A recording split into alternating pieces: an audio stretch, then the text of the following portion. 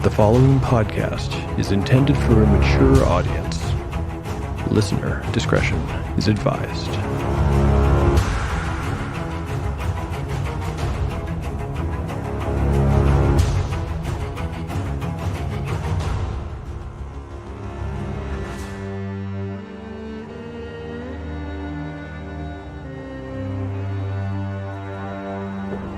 Welcome back to Tale of the Manticore. Like the creature from which it takes its name, Tale of the Manticore is a mashup, a crossbreeding between two different species of storytelling.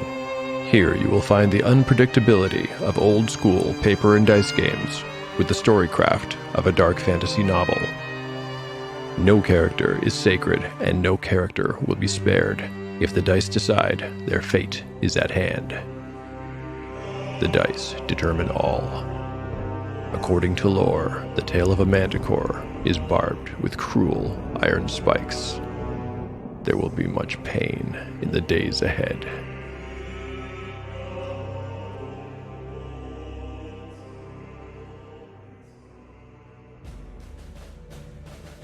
Last time on Tale of the Manticore. Chapter 18 begins with Eridine in a cell. She's awaiting her execution that is scheduled for the next morning. She allows herself the luxury of some bittersweet memories, recalling a song her lover used to sing. Then, she retrieves her pack of thieves' tools, successfully smuggled inside, and takes her shot at picking the lock on the door. She fails to pick the lock, and in the morning, she's led to the gallows, where she's to be hanged. Eridine forgoes an exchange of confession for mercy, and is strung up in front of a small crowd that includes her friends, Sheriff Marlock, and her accuser, Maynard Magari, among others. All seems lost for the young woman until, just in time, Harl comes charging out of the armory. He has spent the night in the rookery waiting for a reply to a message he sent the previous night. In the dwarf's hand is a royal order that commands the full party to attend an audience with the Lord of the Highforge. Marlock has no choice. He cannot jeopardize the relationship he's built with the dwarves over the fate of a petty criminal, a criminal who's described by his own captain as a hero. Eridine is let down and released. The party quickly leaves town and heads in the direction of the Windless Rise. After only a few hours of travel, they see riders in the distance, closing fast. It's Magari and his mercenaries, come to exact his revenge.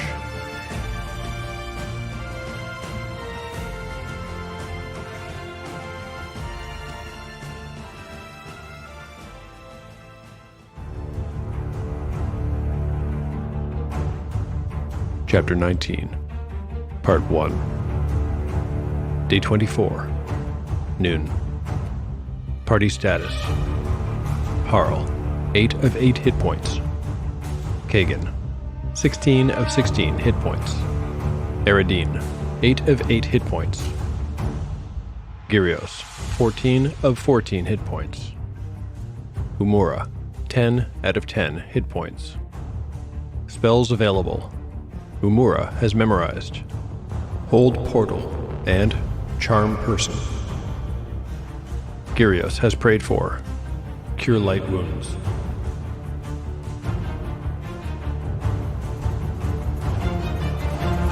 Go! Harl was standing a few feet in front of the now motionless cart, with his axe at the ready. You have no chance against them in the open. Run for the trees! We aren't going to leave you to fight them alone, Harl, yelled Kagan, fastening the shield to his arm and fumbling at the buckles on his armor. I know what I'm doing. If you trust me, then go! Run! Kagan made his decision and sprinted for the tree line. Umura, Gyrios, and Balifer trailed behind. Eridine, still dressed in nothing but her prisoner's frock and undergarments, was fast, already in front of the rest. Down the road, the charging riders responded, with one of the spearmen staying the course, hurtling toward the lone dwarf, and the others veering right to catch the party before they made it to the trees.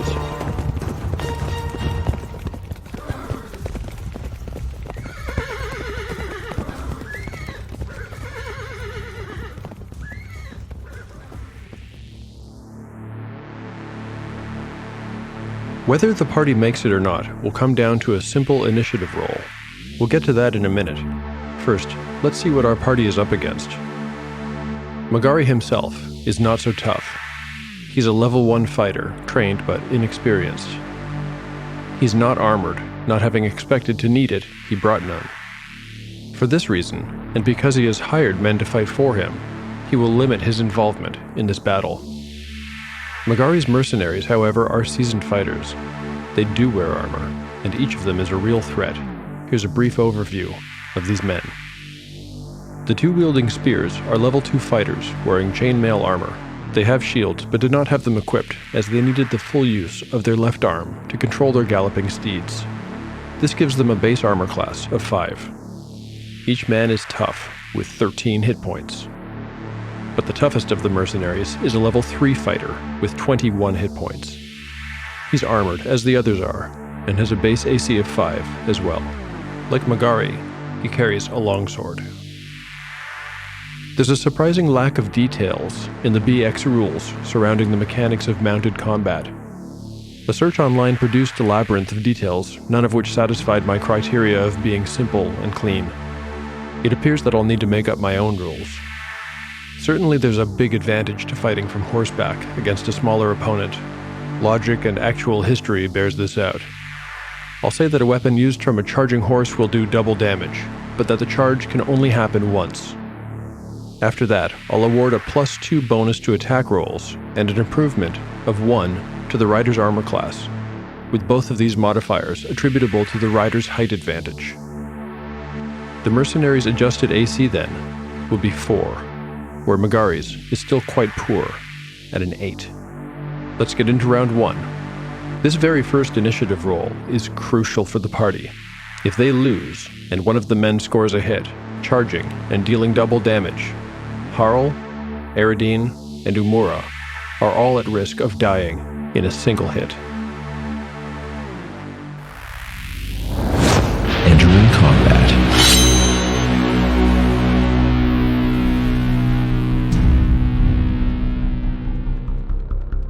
Round 1. Initiative. Magari's men. They've rolled a 1. The party. A 2. It's extremely close, but the party manages to act a split second before the mercenaries. Harl leaps backward and rolls under the cart, as the spearmen attacking him can do nothing but pull his horse to the side and pass harmlessly by. The 2 ponies, now unhitched from the wagon, bolt in fear. Everyone else leaps into the protection of the trees just before the horsemen can reach them. The party has effectively taken away the double damage potential of their charge. Deprived of their chance, the mercenaries cannot take any meaningful action, and so we're on to the next round. Round 2. Initiative. Magari's men. A 5. The party. A 1. Magari and his men adjust to the new situation quickly. They dismount, using their horses as cover. Any attacks on them will be at a -4 penalty. Those same attacks might hit their horses, but there will be no chance of the rider being thrown. The spearman threatening Harl does likewise. Come and play with me, my little man. Harl will roll across to the other side of the wagon and engage the man in hand-to-hand combat in the next round.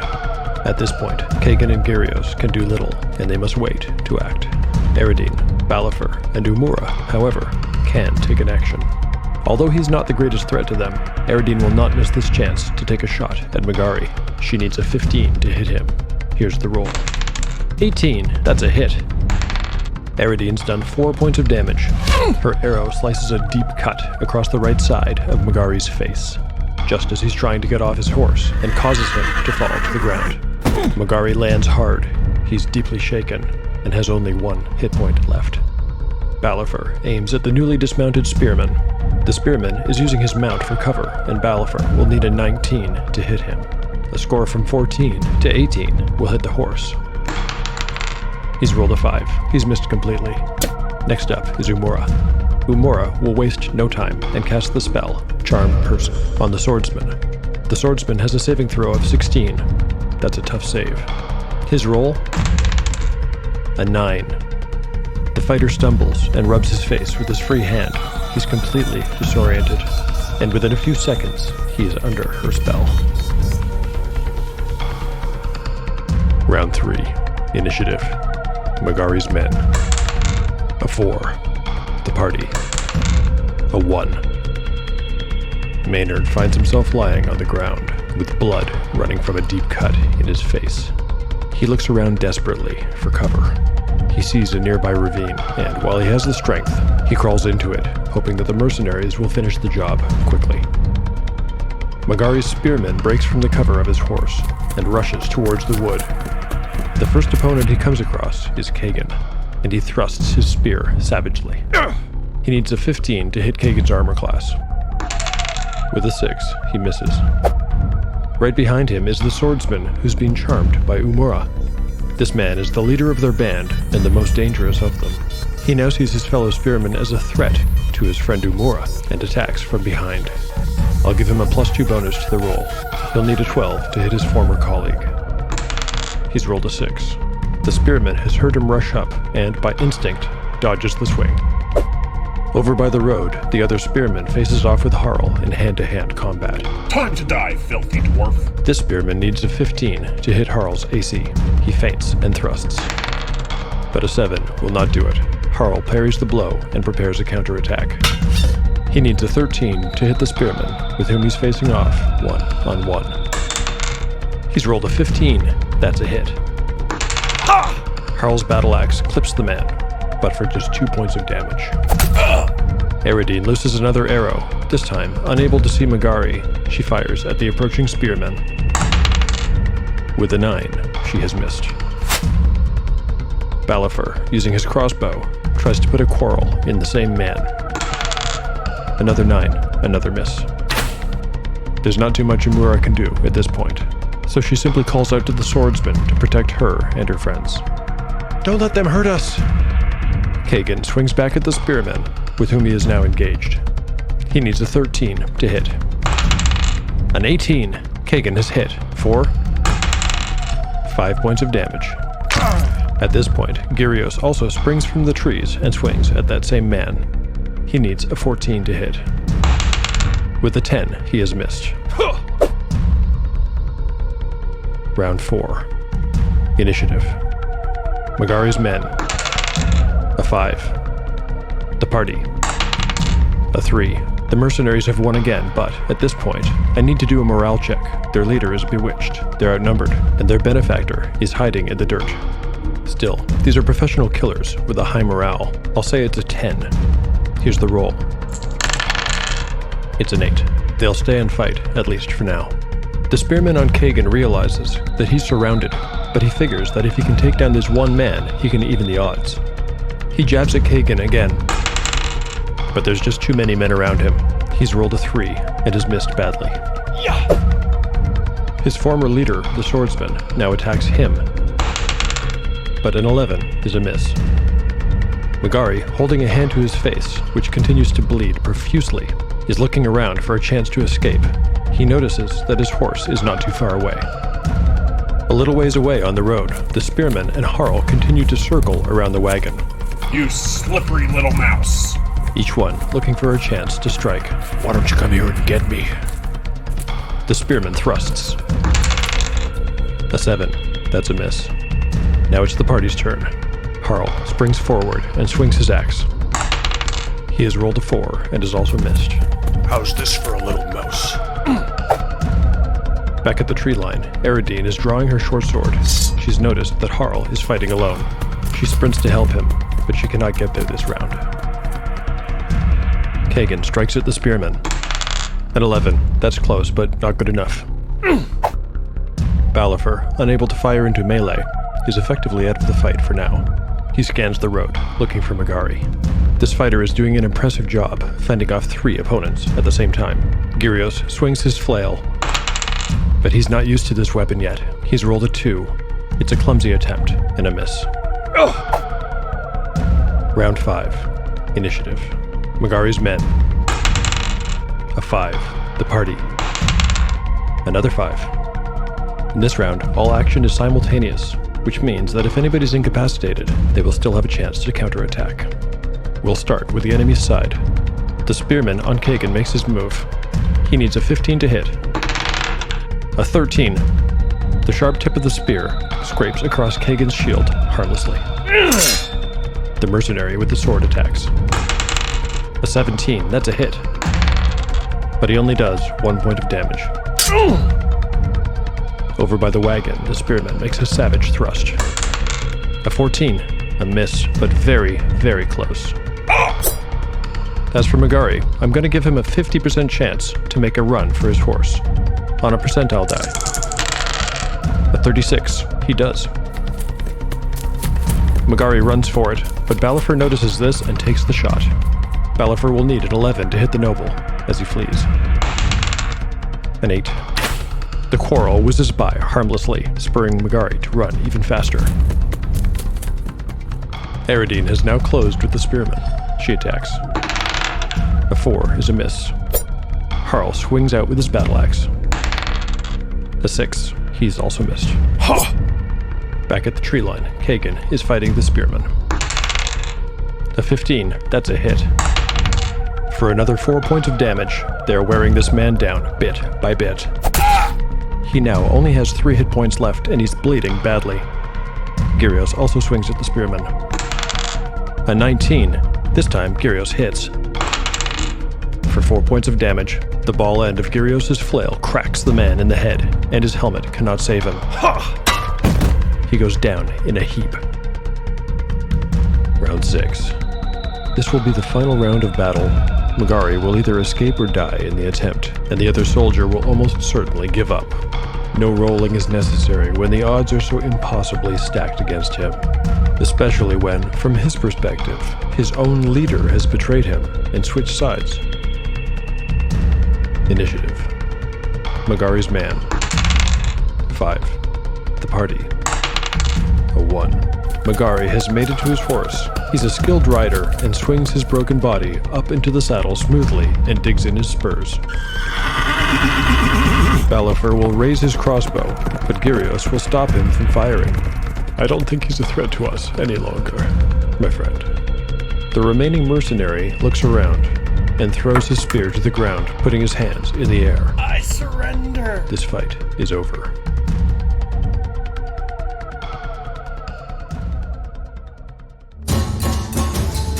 You! Yes, you! Are you in need of edge-of-your-seat adventure? Do you like dangerous jungles filled with the undead, ancient dangers and sarcastic goblins? Do you want to hear 5 friends battle their way through both bad accents and the land of Chult in the search of an insidious death curse? Are you looking for a detergent that actually does what it promises? If you answered yes to all of these questions, except possibly the detergent one, then do I have a deal for you? Listen to Trolls of the Two-Ton Bridges, an actual play Dungeons & Dragons podcast from the UK, playing through the Doom of Annihilation campaign. What's the cost? Nothing. It's free. Yes, you heard that right. Free to listen to on all podcast apps. Everyone loves it. Just listen to this person I've just met. Can you get that out of my face? See? So join us at the table every Tuesday with Trolls of the Two-Ton Bridges. Adventure.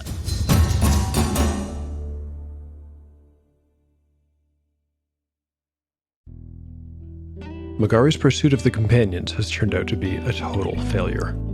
Amazingly, the party did not take a single hit during the entire exchange. While Balafur retrieves their ponies, Umura asks her new friend to kindly escort the spearman and the riderless horse back to Burke, where she promises to meet them later. The charmed fighter is only too happy to oblige, and they both ride off with the extra horse in tow.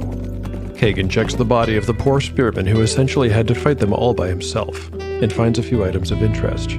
We'll get to those momentarily. Before rehitching their wagon and continuing on their way, the party will also take the fallen mercenary's spear and suit of chainmail.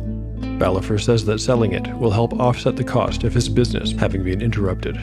The dwarf is also worried that he might not be safe when he returns to Burke eventually, but Harl assures him the men that attacked them were not from that town.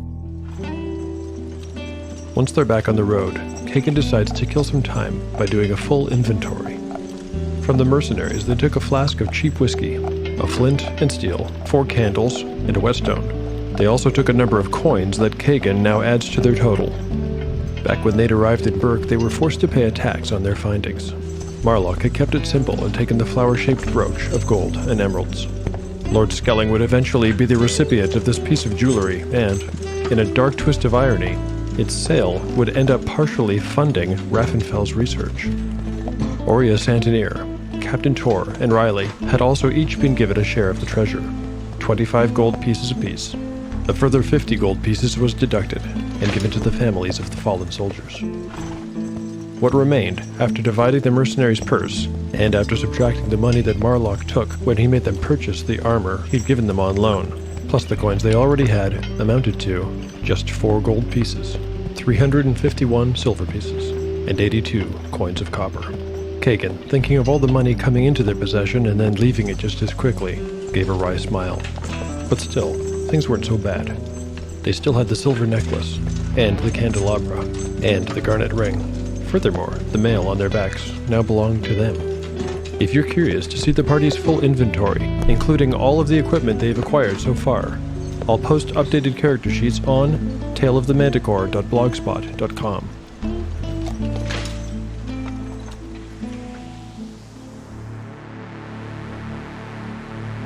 Between the lines. Like almost every other battle that's occurred in Tale of the Manticore, the battle with the mercenaries did not go quite the way I'd expected. I'd thought that 3 fighters of level 2 and 3 on horseback would provide a significant challenge for the party.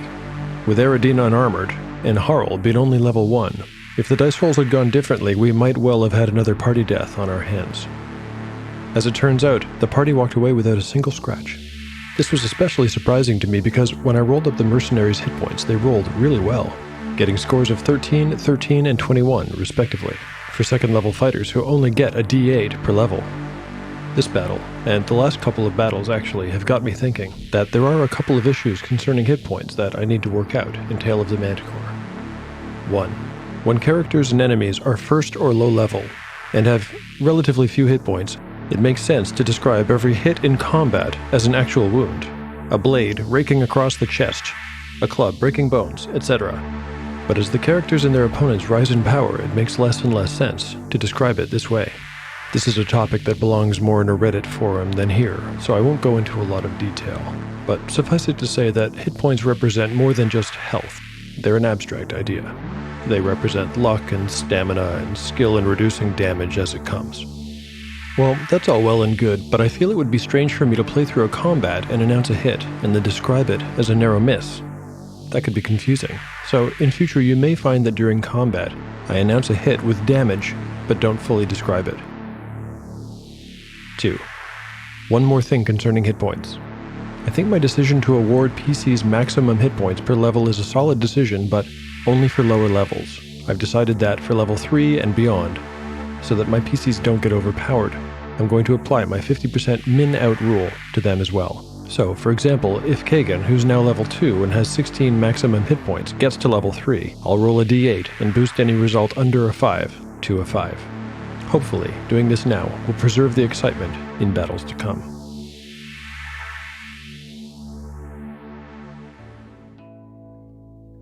Chapter 19, Part 2, Day 24, Evening.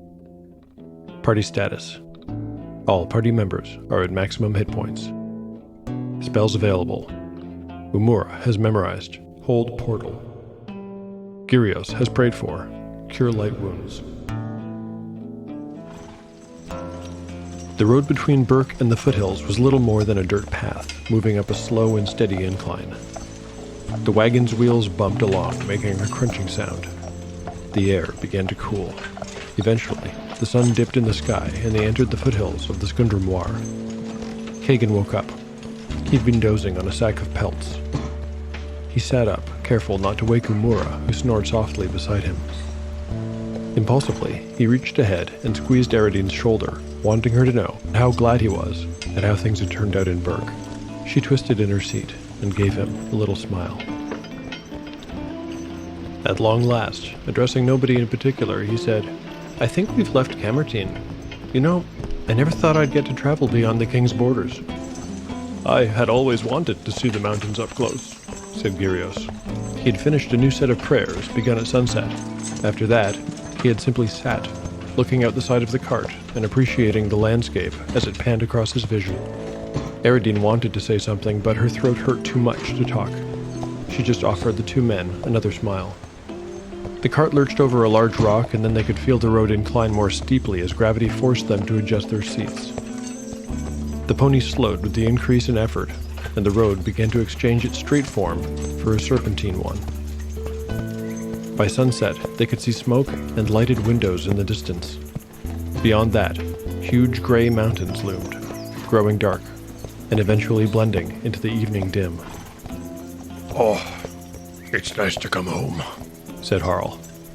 I thought dwarves lived in the mountains, said Kagan. All this time I pictured a citadel somewhere. He pointed to where a huge mountain had been visible before. Up there. Oh, I do, Harl replied. But the citadel isn't big enough to hold all the dwarves of the High Forge. Most of us live in the foothills. I had no idea, Kagan admitted. Otherwise, we wouldn't be able to get enough game or wood or crops. Right, I guess that makes sense. As they neared the small dwarven town, they passed between fields of barley rippling in the breeze. Then came the occasional farm and, finally, the village itself. The road was of much better quality once they entered the town, the dirt road, now of cobblestones. Many villagers were still outside, hanging close to dry, splitting logs and chasing chickens. Some of them had come to the roadside to call a friendly hello to Balifer. When they saw the humans in the group, many a face split into a wide grin. Children laughed and waved, thrilled to receive a wave in return. Some of the dwarves noticed and recognized Harl. They did not call out his name as they did to Balifer, but instead bowed deeply at the waist until the cart had passed. Others stood in their fields, leaning against their scythes and watching the cart roll by with slitted eyes. They pointedly did not bow. Some of them spat at their feet or muttered under their breath at the sight of the group. Before long, the town and its wondrous sights, smells, and sounds were behind them. The road became a dirt trail once again and grew steeper still. It wound up the mountain like an enormous gray serpent. It might have been her imagination, but to Umura, awake since they'd entered the village, it seemed that the air had already grown cooler with the altitude. She rubbed her arms and tucked a lock of her hair behind her ear. Harl, can I ask you a question? Of course. What would you know? Replied the dwarf. Well, I was wondering.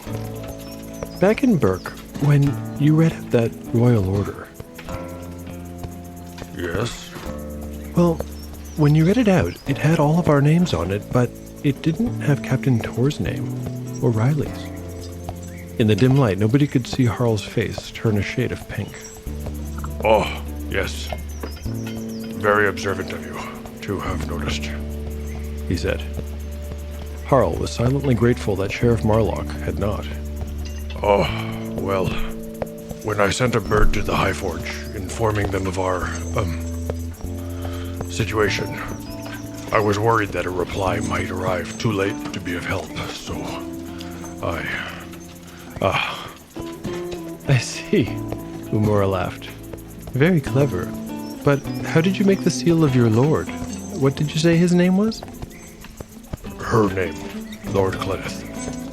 Yes, forgive me. Lord Clenneth Stonecarver, isn't that your name too? It is, and Thurns as well, and 100 other dwarves. But the seal, how did you accomplish that? The heraldic sign, as you humans would call it, is, well, it's embossed on the butt of my axe. Umura laughed. Very, very clever. Wonderful. But it does leave me wondering what sort of reception is waiting for us when we arrive. Harl turned around, looked Umura in the eyes, and shrugged.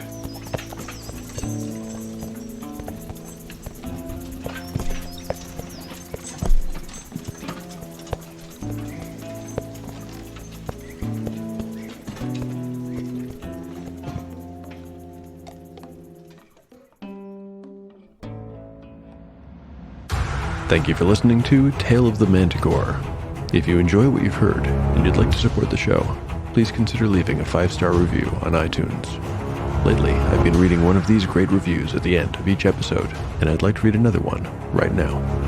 This one is from MD Yang of Canada. I binge listened to this. It's exciting because not even the GM/narrator knows what's going to happen next because the dice truly tell the tale. I like how the characters are developed as the episodes progress, and you get to learn more about their past.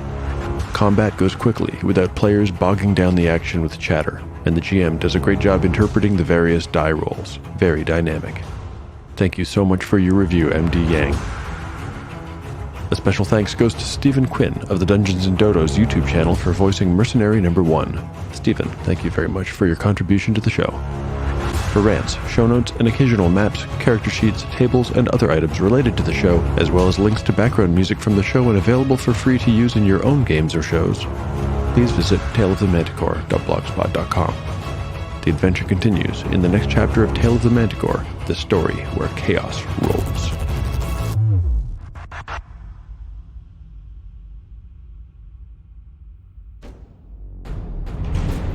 No Small Roles, a D&D podcast where there are no small roles and no small consequences. Well, we do have the occasional small roll. So 6. that's a natural 2 for me for a total of 8. Don't think I've perceived very well. Natural 2, so that's a 3. Oh my gosh, it's a natural 1. We've prepared our party of players, And our polyhedral dice. so join our merry band of actors for a D&D podcast filled with intrigue, adventure, and laughter.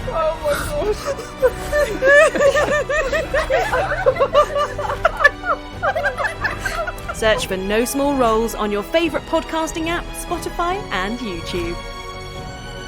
Anon for now. Anan!